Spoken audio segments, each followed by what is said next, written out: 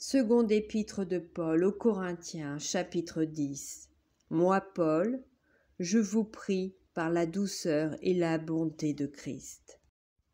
Moi, humble d'apparence, quand je suis au milieu de vous, et plein de hardiesse à votre égard quand je suis éloigné.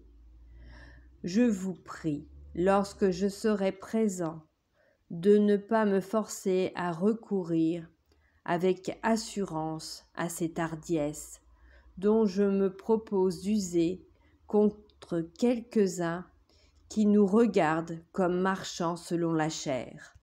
Si nous marchons dans la chair, nous ne combattons pas selon la chair, car les armes avec lesquelles nous combattons ne sont pas charnelles, mais elles sont puissantes par la vertu de Dieu pour renverser des forteresses.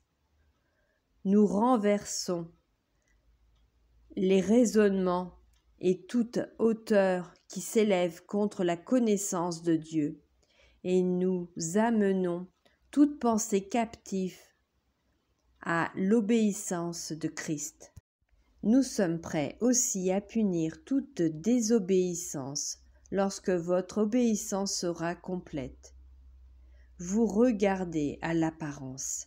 Si quelqu'un se persuade qu'il est de Christ, qu'il se dise bien en lui-même que, comme il est de Christ, nous aussi nous sommes de Christ. Et quand même, je me glorifierai un peu trop de l'autorité que le Seigneur nous a donnée pour votre édification et non pour votre destruction.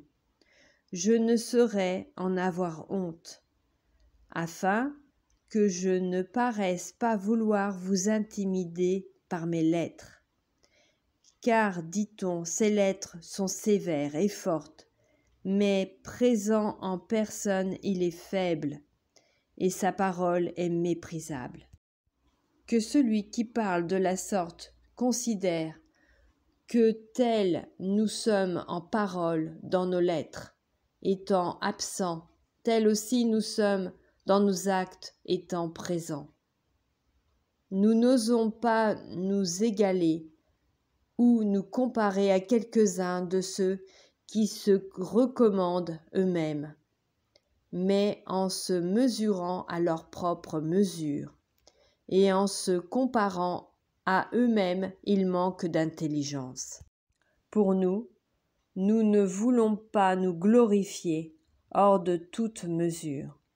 Nous prendrons, au contraire, pour mesure les limites du partage que Dieu nous a assigné de manière à nous faire venir aussi jusqu'à vous.